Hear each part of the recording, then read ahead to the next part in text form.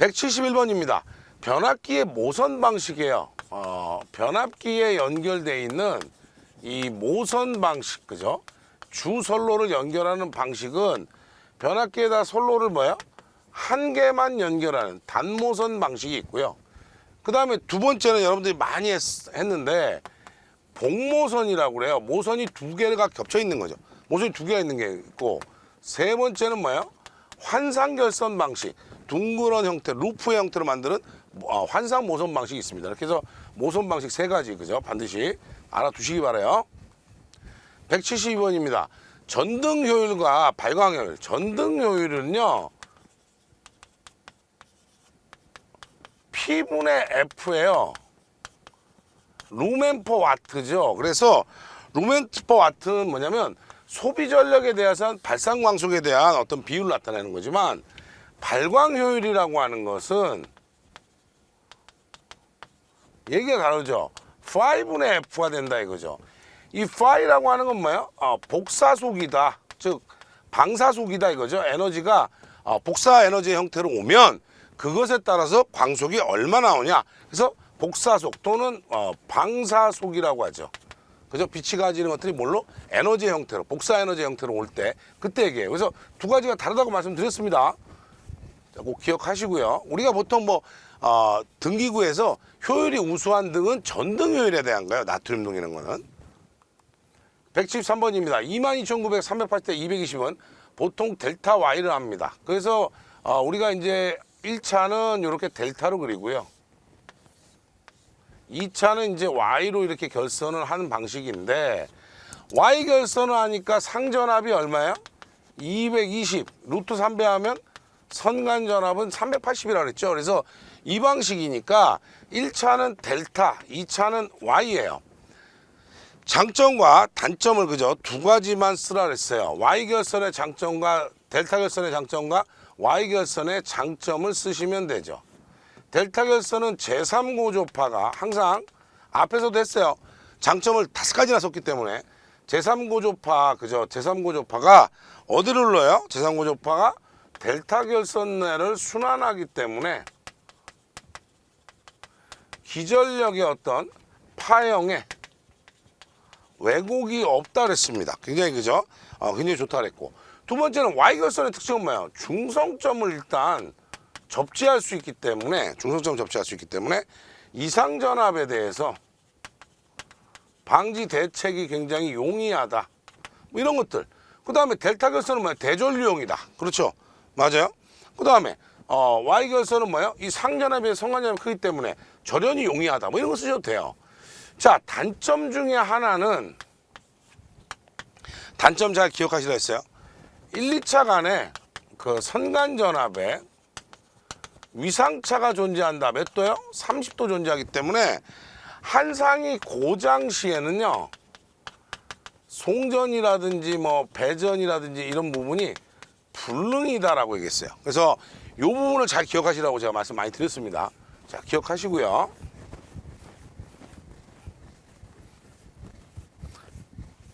이제 혹자는요, 380, 220이 왜 Y결선이라는 걸 모른다는데, 220에다 루트 3배 하면 성간전압이 되죠. 그러니까 루트 220 상전압에 루트 3배 하면 성간전압이 되면 당연히 Y결선밖에 없죠. 174번입니다. 보호도체라고 하는 것은, 이거 쓰라고 나와가지고 다 틀렸죠. 또 보호도체는 안전을 목적으로 설치된 전선이에요. 자, 선도체 단면적이 S로 나왔는데 16스퀘어 이하는 전부 다 어떻게 하라고 했느냐라는 거고, 16스퀘어 넘어 35스퀘어 이하예요. 그래서 어떻게 했어요? 여기는 그냥 그대로 S. 얘가 12스퀘어다 선도체가 그러면 10스퀘어다 그러면 여기도 그냥 10스퀘어다. 16에 35 사이는 무조건 16. 35스퀘어를 넘어가면 어떻게 돼? 2분의 S를 해라 이렇게 했던 거예요. 자, 이런 감전을 보호할 수 있는 보호도체의 종류를 여러 가지 있지만 다심 케이블에서 찾는 경우도 있다. 그죠? 다심 케이블에 어떤 전선도 보호도체를 쓸 수 있다. 그 다음에 충전 전선, 즉 뭐예요? 전류가 흐르고 있는 전선과 공통 외함이라고 하죠. 공통 외함, 그죠? 외함에 시설하는 절연전선이나 또는 나전선 같은 거 가능하다 이거죠. 자, 그래서 요 내용은 어디 있었어요? 여러분들 그 KC에 있었고, 우리 KC 예상 문제도 다 들어 있습니다, 실기에. 그래서 관련도 문제 뒤에 있는 예상 문제 반드시 확인하시라고 했어요. 자, 확인 반드시 하시고요.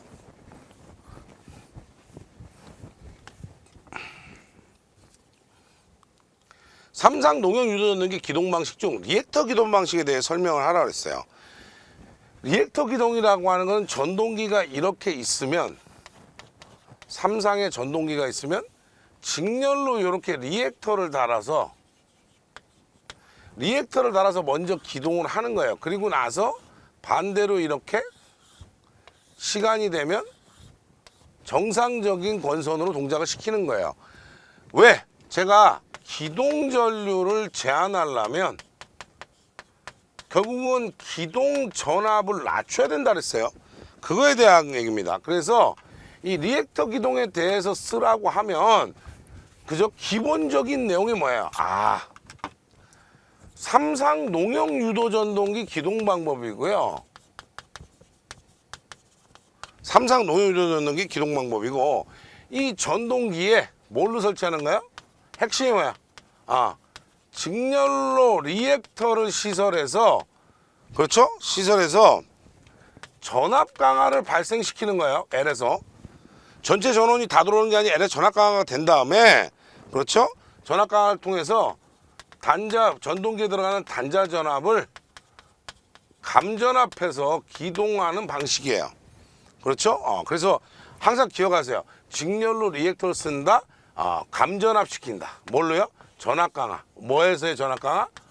리액터에서의 전압 강화를 통해서. 모든 소자를 L로 넣으면 전압이 나눠지기 때문에 전압 강화가 생긴다고 했습니다. 자, 기억하시고요. 176번입니다. 이 문제는 사실 이제는 좀 내기가 좀 힘들지 않겠나 싶어요. 여러분들이 아마 뭐 단답이나 이런 공부하면서 제일 싫어하는 내용일 수 있는데, 진동이 발생하는 원인, 그죠? 전동기에서 진동이 발생하는 원인하고요, 그죠? 전동기의 어떤 소음에 대해서 얘기를 해라, 이렇게 된 거예요. 이런 문제는 사실은 앞으로는 안 낼 것 같이 보입니다. 그렇죠? 그래서 첫째는 뭐냐면 회전자가 불평형이에요. 정적으로나 동적으로나. 회전자가 정지돼 있거나 일정 속도로 가거나 아니면 막 변동이 있어서 움직일 때, 이때 어떤 불평형이 발생할 수 있다. 자, 두 번째는요, 이것들과 연결된 베어링의 어떤 불평형이 바로 이 진동의 원인이 될 수 있다. 그렇죠? 불평형이라는 말을 안 쓰고 베어링은 불평등이라고 씁니다. 보통. 그죠? 그 다음에 전동기를 통해서 뒤에 다른 어떤 시스템을 붙이기 때문에 상대 기기들하고 연결 불량 때문에 이거에 의해서 진동이 올 수 있다. 연결 불량이라고 하는 건 결국은 설치 불량이라고도 얘기할 수 있었다라는 거고요. 그죠? 그 다음에 회전자가 한쪽으로 기울어져 있다. 회전자의 편심, 한쪽으로 기울어져 있다. 그 다음에 에어갭이라고 하는 건 여러분들 다 아시죠? 에어갭이 뭐예요? 공극이에요. 공극이 회전 시에 변동이 오면 이런 내용이 나올 수 있다라는 거예요. 자, 두 번째는요, 전동기의 소음의 분류를 해라는 거예요. 자, 기계적으로 생기는 소음. 그렇죠? 기계적 소음이에요. 두 번째는 전자력에 의한 전자적 소음이 있고요. 세 번째는 뭐예요? 팬이 돌면, 그죠? 팬에 의한 거. 즉 뭐예요? 팬 소음이라고 쓸 수는 없으니까 통풍 소음이라고 하면 되겠네요. 그래서 요 세 개는 좀 알아두시는 게 좋아요. 요 세 가지. 그렇죠? 그래서 뭐 여러 가지, 그죠? 기계적으로 뭐 브러쉬에서 생길 수도 있고 롤러 베어링 같은 데서 생길 수도 있고. 그러니까 이제 이거는 뭐 베어링이라든지, 그렇죠? 아까 했던 건 이제 베어링이나 이런 데서 또 될 수도 있고요.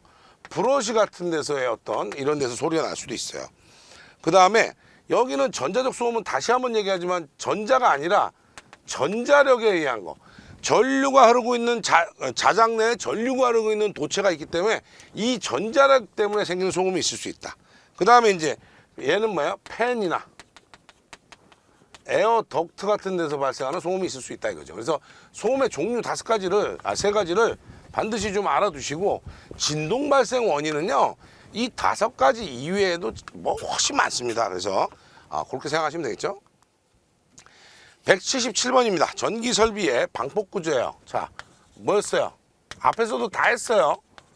내압 방폭 구조, 그 다음에 유입 방폭 구조, 그렇죠? 다 했던 거예요. 그 다음에 압력 방폭 구조, 그 다음에 안전증 방폭 구조, 그 다음에 본질 안전이 있었고요. 그 다음에 특수 안전 방폭 구조가 있었다. 그래서 6가지인데 이 중에 4가지만 쓰시면 된다 이런 얘기예요. 사실은 177번 같은 게 진짜 진짜 단답인 거죠. 178번입니다. 접지계통별 그죠? 일선 지락 시에 고장 전류의 그죠? 경로예요. 그죠? 자, 단일 접지라고 하는 건요. 단일 접지라는 거는 접지가 선로에 이렇게 하나만 돼 있다는 거예요. 이렇게 접지가 선로에 이렇게 접지가 이렇게 돼 있다는 거예요. 지락처럼 그렸으니까 또 혹시나 또 다른 얘기 할까 봐. 요런 접지계통을 얘기하는 거고, 중성점 접지계통은 Y결선에 중성점을 이렇게 접지를 하는 방식이에요. 직접 할 수도 있고 뭐 저항이 약간 들어있을 수도 있다 이거. 그런데 다중 접지는 뭐였어요? 이런 중성점 접지는 돼 있는데 중성선을 인출해서 계속해서 접지를 하는 방식이라고 했습니다. 자, 이때 고장 전류의 경로를 그죠? 맞아요? 그러면 고장 전류, 자 여기 보세요. 얘가 예를 들어서 지락이 됐어요. 어떤 선로가 지락이 되면 이 지락이 통해서 다시 선로로 올라온다는 거예요. 지락 시에는 선로에서 대지로 흐르겠죠. 고장 전류가. 당연한 얘기잖아요. 당연히 고장이 나면 지락이 되면 선로에서 대지로 흐르지만 이 접지점을 통해서 그죠? 접지점을 통해서 다시 선로 측으로 흐른다는 거예요. 이렇게 흘러 올라온다는 거예요. 두 번째, 직접 접지입니다. 그죠? 똑같겠죠? 대지로 흐르고요. 지락이 되면 대지로 흘러서 접지점을 통해서 그죠? 선로로 흐른다. 두 번째는 똑같네요. 세 번째는 뭐예요? 우리가 그죠? 지락이 되면 어떤 데서 지락이 됐어요. 땅으로 지락이 되면 얘네들이 일로도 흐르고 일로도 흐르고 일로도 나눠진다는 거죠. 그래서 지락이 되면 다 똑같은데 어디로 대부분 흘러요? 다중접지의 접지점으로 흐르는 거예요. 그럼 이 세 개의 공통점은 뭐야? 지락사고 시 선로에서 대지로 흐른다는 건 똑같은 얘기죠. 기본적으로. 그 다음에 최종적으로 돌아오는 데가 어디냐는 건데, 돌아오는 데가 다 접지점으로 오는데, 단일계통이나 중성점이나 다중접지나 접지점으로 오는 건 맞지만 다중접지는 다중접지의 접점으로 온다. 요것만 체크하시면 되는 거죠. 179번입니다. 3300 고압전동기의 전원저항 측정은 보통 전원저항계를 뭐라고 했나 했어요? 매거라고 부르는데 보통 몇 볼트급 정도로 하냐면 고압은 1000볼트급으로 해요. 요건 하나 암기. 480볼트이고요. 이하이고 전압이 380볼트일 때 전원저항 얼마요? 1메가옴이죠. KC에서 다 규정한 거예요. 삼상 380볼트 5.2kW 전동의 전원내력 시험은 몇 볼트냐? 최대 사용 전압이 380이니까요. 7000볼트 이하에서는 최대자 사용 전압의 1.5배. 즉 그죠? 계산했더니 얼마야? 570볼트가 됐는데, 이때는 항상 중요한 게 뭐야? 최저 500볼트니까 최저 전압을 넘어갔기 때문에 그대로 570볼트가 되는 겁니다. 전원내력 시험 방법이에요. 전동기예요. 어디다 한다 그랬어? 권선과 대지 간에 몇 분간? 10분간 한다 이거죠. 자, 그래 전원내력 시험 전압을 전선과 대지 간에 10분 동안 가한다 이런 뜻이죠. 그래서 이런 것들은 그죠? 그냥 무조건 맞춰야죠. 여긴 진짜 그죠? 1번만 좀 어려웠고요. 나머지는 여러분들이 다 하실 수 있는 내용이에요. 그래서 1번만 좀 어려웠다.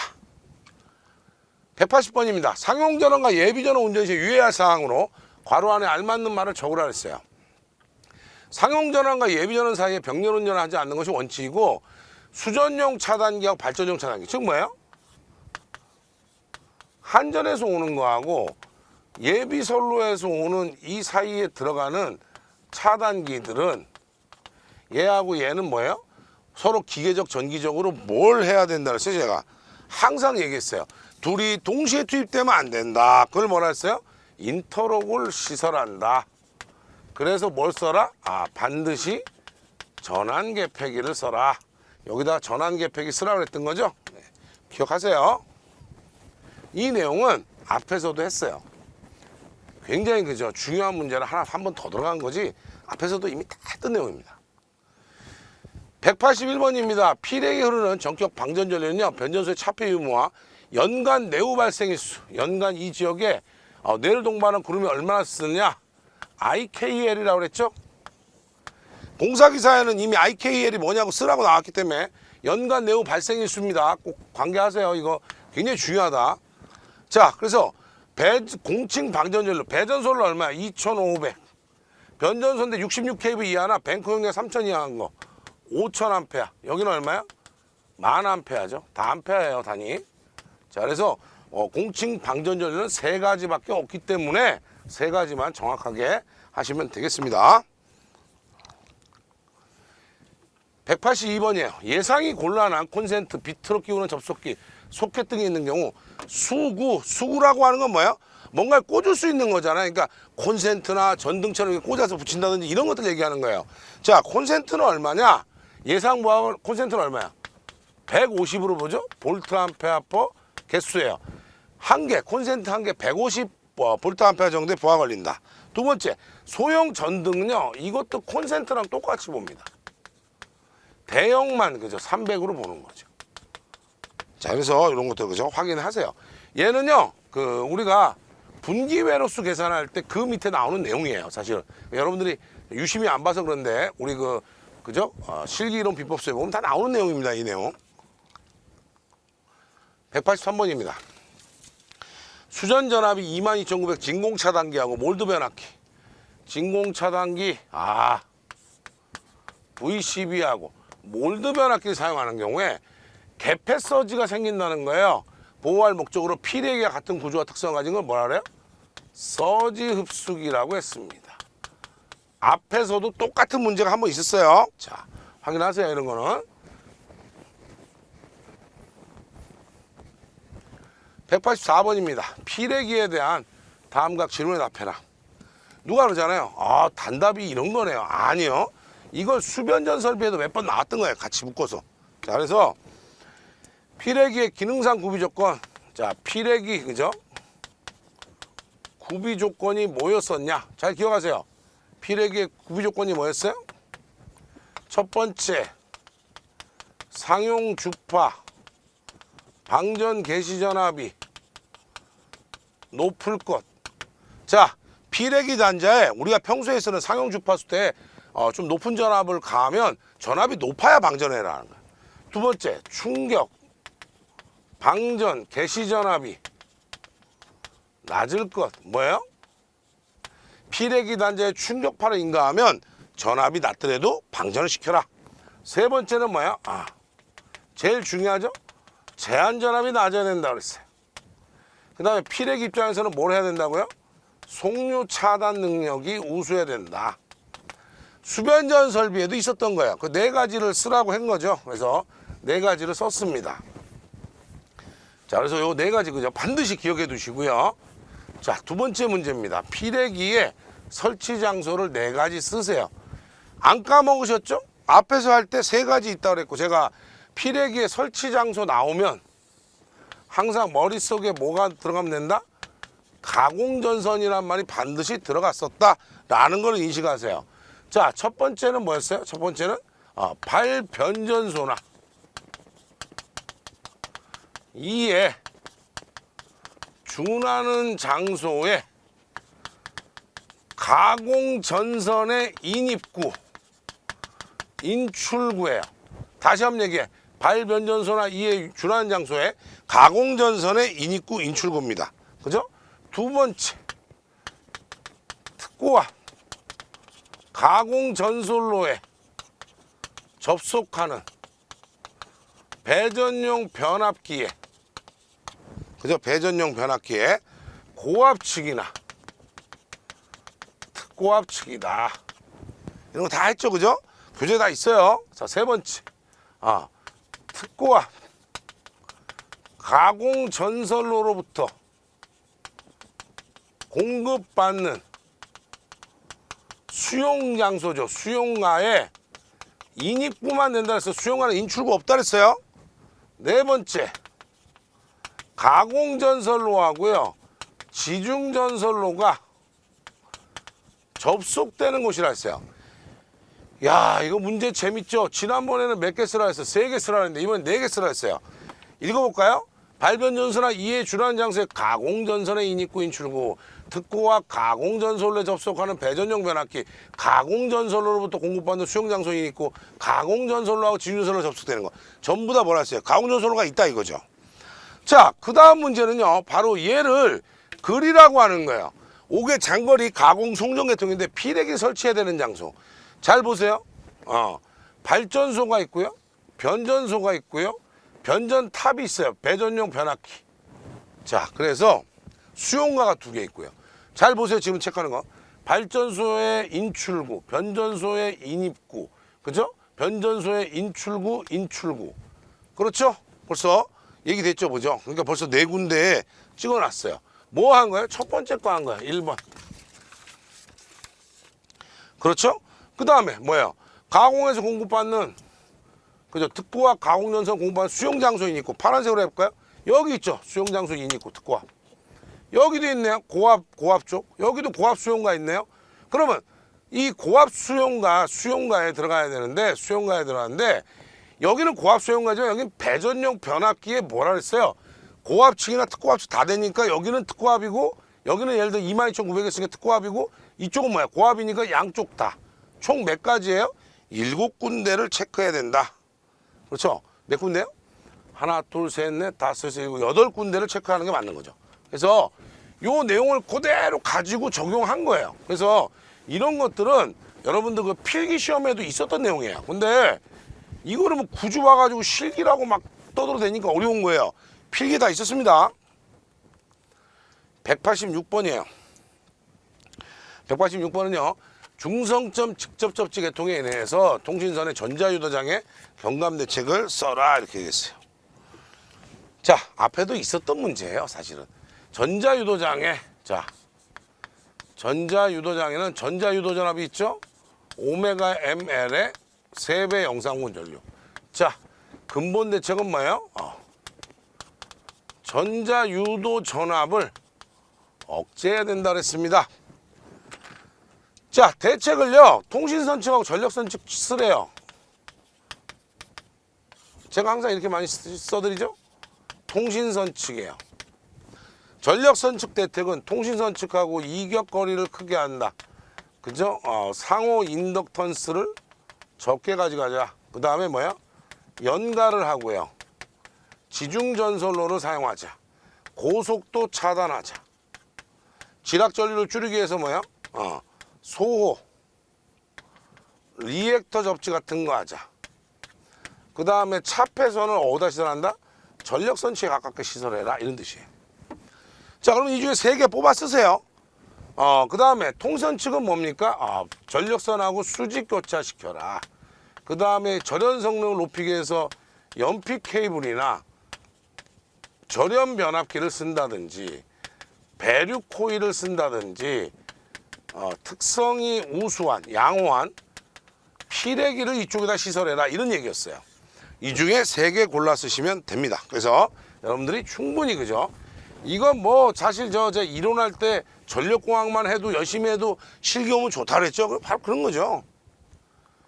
187번입니다. 접지 저항의 구성 요소 3가지를 얘기해라. 자, 접지를 하면요. 접지를 하면 이렇게 접지 저항이 생길 거예요. 물론 대지를 기준으로 접지를 했을 거란 말이에요. 구성 요소예요. 그죠?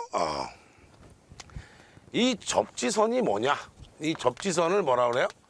접지도체. 그래서 접지도체를 예를 들어 보통 이렇게 접지선에다가 반구형으로 이렇게 접지하면 요거를 뭐라 그런다고 그랬어요? 접지선, 즉 뭐예요? 접지도체. 요거를 접지극이라고 불렀는데 접지 저항이 구성되는 3가지 기본 요소는 구성 요소는 뭐냐면 접지 도체하고요. 접지극 자체에 저항이 적어야 접지 저항이 적은 거죠. 그죠? 그 다음에 접지극하고요. 접지극하고 대지 간에 접촉되는 저항이 얼마냐. 그래서 접촉 저항을 줄이려고 어떻게 해요? 물이 많은 데다가 한다 그랬어요, 접지를. 자, 그런 얘기 했었고요. 자, 그 다음에 세 번째는요.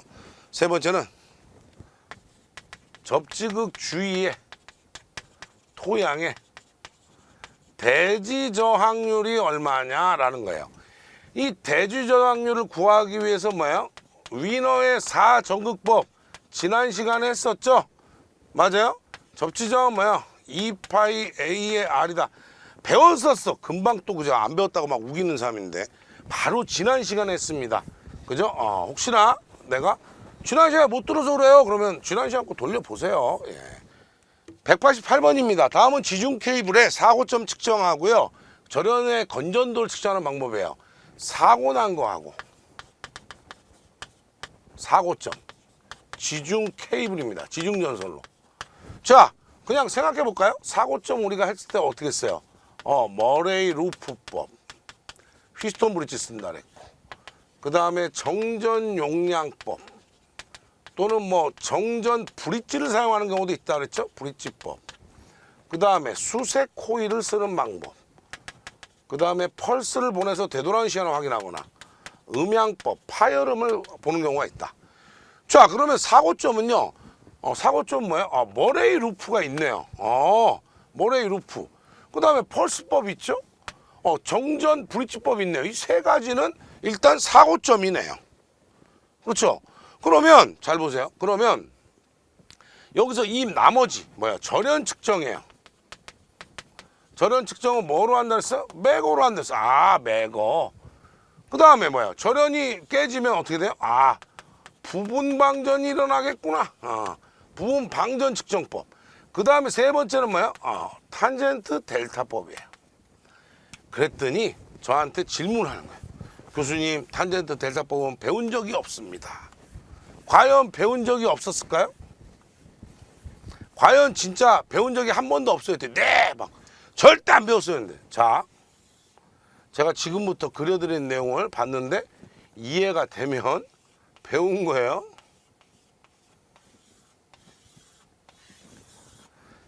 지중 케이블은요, 도체. 그 다음에 그 다음 체가 절연체. 맨 마지막이 뭐였어요? 시스. 연피라고 그랬고. 절연체에 생기는 손실을 뭐라 했어요? 유전체 손이라고 불렀고. 그 유전체 손은 오메가 C 2의 제곱에 탄젠트 델타라고 했던 거 생각나야 정상이에요. 이 탄젠트 델타라는 게 뭐야? 결국 유전체손, 즉 절연이 얼마나 문제가 있느냐는 걸 나타내는 거죠. 그래서 탄젠트 델타 측정하는 것도 뭐다? 이것도 절연 측정입니다. 갑자기 그죠? 배운 거죠, 그죠? 야, 그러고 보니까 배운 거네. 이런 거예요. 자, 다음은 전기설비 기술 기준에서 저압선로의 절연 성능에 대한 표입니다. 우리가 이제 절연 저항만 많이 했거든요. 절연 저항 많이 해서 S의 ELV나 P2LV는 0.5메가옴. 얘네는 둘 다 1메가옴이었어요. 아까 380V짜리도 그래서 1메가옴이었죠. 500V 이하니까요. 그래서 이 얘기인데 문제는 직류 시험 전압을 몰라가지고 250V, 500V, 그죠? 그 다음에 얼마겠어요? 2배씩이라고 제가 그랬죠? 1000V. 이것 때문에 틀린 거예요. 자, 요건 KC에 있는 거죠? 190번입니다. 이것도 KC에 똑같이 있죠. 다른 조건을 고려하지 않는다면 수용과 설비 인입구부터 전압 강화예요. 저압 수전하는 거 그죠? 제가 뭐라 했어요? 3, 5, 6, 8이다 맨날 이렇게 얘기하죠? 그래서 저압 수전하는 게 조명이 3%, 기타가 얼마? 5%, 고압으로 이상으로 수전하면 조명 6%, 기타 8%인데 100m까지만 한다 그랬고 100m 넘는 경우는 0m당 0.005% 증가할 수 있지만 전체 0.5%. 이거 굉장히 중요해요. 이거 꼭 기억해 주세요. 나 아직 계산할 때도 이게 있기 때문에. 자, 다음 표의 값보다 더 그죠? 큰 전압 강화. 기동 기간 중에 전동기. 왜? 전동기의 기동 시간에는요, 기동 전류가 흐르기 때문에 굉장히 큰 전류가 흐른다. 그 다음에 돌입 전류가 큰 기타 기기들, 변압기라든지 뭐 그죠? 이런 애들 돌입 전류 때문에, 여자 돌입 전류 때문에 전류가 많이 흐르니까 전압가가 심해지는 거죠. 자, 그래서 그런 부분에 대한 거예요. 이거를 그 당시에 제가 뭐라 그랬어요? 이거 예상 문제라고 문제 다 풀어드렸는데 거기 그대로 있었던 거죠. 191번입니다. 보호 등전이 본딩 도체예요. 주 접지 단자에 접속하기 위한 보호 등전이 본딩 도체는 설비 내에 있는 가장 큰 보호 접지 도체의 단면적이 2분의 1이고, 이거 중요하다 그랬죠? 구리는 얼마야? 6. 알루미늄은 16이라 했어, 항상. 철은 항상 50이라고 그랬고요. 자, 주 접지 단자에 접속하기 위한 본딩 도체 단면적은 구리 도체 25스퀘어 또는 다른 재질의 동등한 단면적을 초과할 필요는 없다 그래서 요 세 개가 시험 문제 정말 많이 나왔던 거예요. 저는 여기까지 지금 얘기했는데 시험 볼 때는 지난번에 여기까지 다 나와 버린 거예요. 특히나 이 문제는 공사기사에도 상당히 많이 있습니다. 그렇죠? 92번이에요. ALTS의 명칭과 사용 용도예요. 자, ALTS는요, 자동 부하 전환 개폐기고요.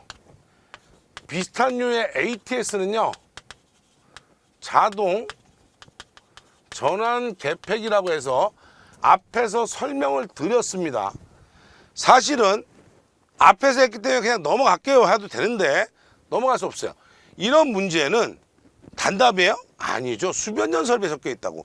이 단답이라고 지금 해놨지만 수변전 설비를 뭐 여러분들 요새 얘기잖아요. 뭐 노래 뭐하고 피트 뭐 퓨처링 해가지고 누구 들어갔다는데, 이 책은 퓨처링이 뭐예요? 쉽게 얘기하면 수변전 설비를 담았자는 개념이 많아요. 자, 그래서 얘는 뭐냐면 아까 했던 거랑 똑같아요. 한전선로가 있는데요, 한전선로에서 오고요, 자가용 예비 발전기가 있는데 얘들하고 부하 사이에 이렇게 연결됐던 애들을 이렇게 바꾸는, 이거를 뭐라 그래요? ATS라고 불러요. 뭐야? 예비 발전기하고 한전선로를 절취하는 거예요. 그런데 얘들은 뭐냐면, 얘들은 다시 한번 얘기해요. 변전소에서 나온 애들 중에 우리 집에 공급을 받아야 되는데 2회선을 확보하는 거예요. 그래서 얘가 뭐예요? 주회선, 얘가 예비회선입니다. 이 상태에서 주회선에 있다가 이 선로가 만약 고장나면 자동으로 하는 얘를 ALTS라고 부르는 거예요. 그러면 쓰라 그래도 어떻게 써야 돼? 일단 이중전원을 확보해야 되고요. 주회선이 정전 시에 몰라요? 예비회선으로 가겠다는 거예요. 그렇죠? 그 얘기를 하는 겁니다. 정확하게 그저 내용을 아셔야 돼요. 내용을 모르고 그냥 막 하면 안 된다 이런 얘기를 하는 겁니다. 제가 대부분 그죠? 내용을 모르고 그냥 막 외우니까 이게 정말 어려울 거라고 보여집니다. 제가. 자, 193번입니다. 이 굉장히 어려웠던 문제죠. 피레 시스템의 등급에 대한 얘기인데, 피레 시스템 등급 1, 2, 3, 4등급이었죠. 뭐 1, 2, 3, 4등급에서 이역거리도, 그죠? 거리도, 인하도선 간격도 다 정했는데 관계 있는 데이터하고 관계 없는 데이터. 그럼 여러분들 누가 공부할 때 그렇게 해요? 피레 시스템 등급 관계 있는 데이터만 공부하면 나머지 다 관계 없는 거죠. 자, 보니까 뭐예요? 회전 구체법으로 하면 반지름, 메시로 하면 보호가, 이거 1번은 되네. 두 번째, 인하도선하고 전형적인 최적거리, 그죠? 이거 되죠. 세 번째는 불꽃방전에 대한 이격거리, 얘기 되죠, 그죠? 그 다음에 접지극의 최소 길이 다 얘기 될 거예요. 근데 금속판하고 금속관의 최소 두께 별 관계 없는 것 같은데, 이거? 재료? 별 관계 없고요. 피레 시스템하고는요. 최소 치수 이것도 별 관계 없는 것 같아요. 그래서 관계 있는 것은, 그죠? 위에서부터 4가지였다라는 거예요. 자. 공부 얄팍하게 하시는 분들 오늘 제가 말씀드립니다. 공부 얄팍하게 하시는 분들은 1, 2, 3, 4번 위에서부터 4개다 이렇게 외우시면 이 순서가 바뀌면 오답이 날 확률이 굉장히 커집니다. 그거는 꼭 기억하시기 바라요. 194번입니다. 설계감리 업무 수행 지침에 따라서 설계감리원은 설계 용역 착수 및 수행 단계에서 필요한 문서를 비치하고 세부 양식은 발주자의 승인을 받아서 설계감리 과정을 기록하여야 하며 설계감리 완료와 동시에 발주자에 제출해야 되는데, 그렇죠? 설계감리원이 필요한 경우 비치해야 될 문서가 아닌 항목을 해라 이거예요. 그런데 보니까 설계감리예요 지금. 근데 근무사항표는 있어야 되고 공사 예정 공정표요? 이건 필요 없죠 설계하는데. 그 다음에 해당 용역수 공문서 이런 거 있어야 되고 설계자가 협의해야 되고 공사에 기성이요? 공사 도중에 일부 돈을 줘야 되는데 그게 설계감리랑 무슨 관계가 있어요? 설계감리, 검토의견, 설계감리, 설계도서, 그렇죠? 검토의견서, 설계도서, 설계수행계획서 다 했는데 쉽게 얘기하면 설계수행계획서는 필요가 없죠. 이미 설계감리를 하고 있어요. 그죠? 수행 단계에서 필요한 거니까 수행계획서는 그 전에 하는 거지 이건 아니단 말이죠. 그래서 요건 지운 거예요. 그럼 결론적으로죠. 나머지는 다 얘기된다 이거죠. 그리고 이거는 그냥 좀 읽어보면 이해가 됩니다. 여러분들이 이 감리법에 대해서 굉장히 예민해야 하는데 사실 이 정도는 그냥 읽어보고도 할 수 있어요. 한 번에 나왔던 거기 때문에. 195번입니다. 전기안전관리자 직무에 대한 고시 중에 계측장비에 대한 권장 교정 주기예요. 그죠? 뭐 하라는 거예요? 이 계측기가 틀렸을 수 있으니까 다시 한번 맞춰봐라 이런 얘기죠. 전부 다 뭐야? 계전기, 적외선, 회로시험기, 재련장, 크램프입니다. 전부 1년입니다. 이거는 찍어서 맞힌 분이 있다고 그러더라고요. 1년 딱 해가 그냥 다 1년이 돼버리죠. 196번입니다. 자, 제가 옥내에서 금속관 공사, 합성수지관 공사, 금속재, 가요전선관 공사, 케이블 공사. 저한테 수업 들으신 분들 아시죠? 이 네 가지는 전부 다 된다 그랬어요. 그러니까 별로 구분하지 말고 다 해라 이렇게 제가 말씀드렸어요. 요 네 가지. 근데 문제에서는 케이블 공사였기 때문에 당연히 다 되는 거죠. 이 네 가지는 무조건 다 된다 그랬습니다. 잘 기억하시고요. 197번입니다. 설계도서 법령에서 감리자의 지시 서로 일치하지 않은 경우에 계약의 적용의 우선순위, 그죠? 우선순위가 어떤 거냐? 설계도서하고 법령하고 감리자 지시가 서로 안 맞아. 그러면 제일 우선적으로 해야 될 게 뭐냐? 첫 번째 설계도면 공사시방서 산출내역 쭉 있잖아요. 제일 중요한 게 뭐예요? 공사시방이에요. 공사를 뭘로 할 거냐? 우리는 크레인으로 하겠다는데 손으로 날라오면 얘기부터 안 되죠. 처음부터. 그 다음에 첫 번째는 뭐예요? 설계도면. 그 다음에 설계도면이 돼요. 그 다음에 뭐가 됩니까? 공사시방이 있으니까 네 번째 전문시방, 다섯 번째 뭐예요? 표준시방. 그렇죠? 그 다음에 산출내역서 감리자 지시사항이 제일 순위가 낮은 거예요. 그래서 요 순서대로 적용을 하시면 공사에서 벌어지는 서로 그죠? 이견을 좁히는 방법에 해당한다. 옛날에는 서로 자기가 옳다고 했는데 그것이 이제는 통하지 않는다. 어떻게 해야 되는 거예요? 우리가 정해놓은 우선순위가 있으니 그 우선순위에 따라서 해라 이런 얘기입니다. 198번입니다. 한국전기설비 규정할 때 기계기구 전선을 보호하기 위해서 과전류 차단기 하는데 과전 차단기를 퓨즈라고 하면 이렇게 달아야 되는데 이 퓨즈를 달면 안 되는 데를 세 가지 적어놨어요. 첫 번째가 뭐예요? 접지공사에 접지도체예요. 접지를 하는데 퓨즈를 달는데 퓨즈가 끊어지면 어떻게 돼? 접지가 안 된 거죠. 똑같은 게 뭐예요? 단상삼선식의 중성선. 다선식 전로에 그죠? 다선식 전로에 중성선이에요. 세 번째는요. 전로에 일부에 접지공사를 한 저압 가공 전선로예요. 접지 측 전선입니다. 그래서 이 세 가지가 제가 뭐라 했냐면 필기 시험 볼 때 그렇게 많이 나왔던 얘기인데 실기 시험에 안 나왔기 때문에 나올 때 됐다라고 했는데 튀어나와 버린 거예요. 자, 확인하시고요. 199번입니다. 한국전기설비 규정에서 그죠? 2023년도에 나왔죠. PEM 도체고요. PEL이에요. 그래서 PEM은 자 N PEL이에요. 세 가지인데 PE는 뭐라 했어요? 제가 보호도체, 프로텍티브 얼스 보호도체고 N은 중성선이에요. 중성선은요 뭐예요? 교류회로에서 말을 정확히 했어요. 중성선 겸용 보호도체라고 정확하게 해야 된다 이거죠. 이게 이제 이번 연도 1회 나왔으니까 2023년도 1회 나왔으니까 이거 확인하시라는 거예요. 얘는 두 개 다 뭐예요? 직류회로 해서 중간선 또는 중간도체죠. 그래서 중간선이나 중간도체 겸용 보호도체. 얘는 뭐야? 직류회로 해서 뭐라 그랬습니까? L 라인 선도체 겸용 보호도체다 이렇게 얘기했어요. 그래서 이거 잘 기억하세요. 그죠? 이건 겸용도체는 시험 문제 잘 나옵니다. 200번입니다. 다음 계전기 심벌 각각 써라. OCR 뭐야? 과전류 계전기 OVR 과전압 계전기 UVR 부족전압 계전기 GR 지락이나 또는 접지 계전기 이렇게 쓴다 그랬죠? 자, 확인하세요.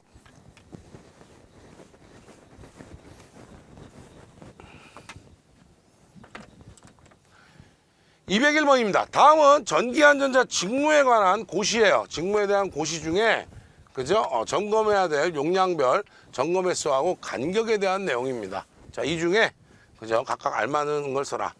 저압이 1kg에 300kg까지 20일, 300kg 초과하면 10일 간격으로 해야 되고, 고압도 월 1회인데 뭐예요? 20일, 그죠? 300kg까지. 그럼 300에서 500은 얼마겠느냐? 이런 얘기죠. 맞아요? 그래서 월 2회, 얘랑 똑같이 하는 거예요. 10일 간격. 야, 괜찮다. 그럼 얘는 얼마야? 500, 700, 월 3회. 요거 10일보다 짧아야 되겠죠? 7일이에요. 그 다음에 월 4회. 줄이면 뭐 7일, 5일이겠죠. 6일은 좀 그렇죠. 그 다음에 얘네는 얼마입니까? 그죠? 7번은요, 5회요. 월 5회. 자, 월 5번 하면 며칠 간격으로 하겠어요? 그죠? 4일 간격으로 한다. 월 6회. 그럼 얼마요? 3일 간격으로 한다. 이런 거예요. 그래서 이건 사실 그죠? 뭐 억지스러운 문제긴 한데 앞으로는 그죠? 전기설비 안전관리자에 대한 거니까요. 알아두시기 바랍니다. 이거 시험에 앞으로 또 나올 거예요. 202번입니다. 감리원은 설계 변경으로 인한 계약금액 조정을 위한 각종 서류를 공사업자로부터 제출받아서 검토 감리하고 감리업자가 보고하는데 소속 누구한테 해요? 상주하지 않는 감리원한테 검토 확인하고 제출을 합니다. 그러면 변경 설계 도서에 설계자는 누구예요? 비상주가 아니고 상주가, 그죠? 상주 감리원인데 그걸 뭐라 그래요? 여기 있네요. 책임 감리원. 책임 감리원이 설계를 하고 심사는 누구 한 거예요? 비상주 감리원이 심사를 했다라는 거죠. 그래서 이렇게 들어가시면 되죠. 자, 한번 확인하시기 바래요. 참 이 감리 문제는 안타깝습니다. 사실 이렇게 내면 안 되는데. 자, 203번입니다. 한국 전기설비 규정에 정하는 전선의 색별 기준이에요. 색상 쓰라고 그랬어요. 자, 이거 많이 틀렸죠? 왜? 갈, 흑, 회, 청 이렇게 외웠죠. 여기 뭐야? 노란색, 녹색 이거예요. 녹색하고 노란색인데 왜 줄을 걸었냐? 선 하나에 녹색도 들어가 있어야 되고 노란색도 들어가 있어야 돼요. 둘 중에 하나 쓰는 게 아니야. 둘 다 쓰는 거야, 색깔이. 자, 확인하시기 바랍니다. 204번입니다. 고압 유도전등기 기동반 결선 단선도입니다. 다시 한번 얘기해. 뭐라 했어요? 유도전동기고요. V12. 유도전동기인데 그죠? 뭐예요? 진공 차단기가 있으니까 얘가 뭐겠어요? SA다. 비렉이라고 쓰니까 다시 시험 보는 거예요. 서지 흡수기죠. 자, 여기서 보니까 탭을 탁탁탁 조정하는 거. 리액터네요. 그렇죠. 그래서 기동 방식 뭐야? 리액터 기동법이다. 아까 리액터 기동법이 뭔지 얘기했죠. 그죠? 그거고요. 1번부터 4번까지는 3번은 뭐야? 전력용 콘덴서. 2번은 뭐야? 직렬 리액터. 1번이 문제죠. 얘 뭐야? 기동을 위한 리액터예요. 그래서 확인하시면 되겠죠. 자, 그래서 4번에서 에러가 난 확률이 제일 많았죠. 이 동그라미 4번. 서지 흡수기인데 피렉이라고 답한 공부 안 하는 학생들이 좀 있었다라는 거죠. 자, 205번입니다. 각종 리액터의 사용 목적을 나타내는데 종류적으로 단락전류 제한한다. 뭐예요? 한류 리액터. 경부하 시 페널티 방지. 뭐예요? 블로 리액터.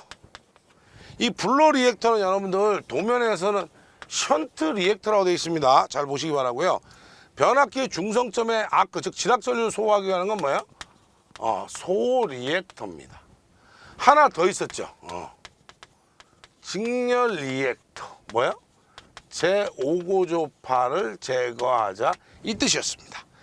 자, 그래서 이렇게 했던 것들 잘 생각하시고요. 자, 205번까지 해서 단답은 마치겠습니다.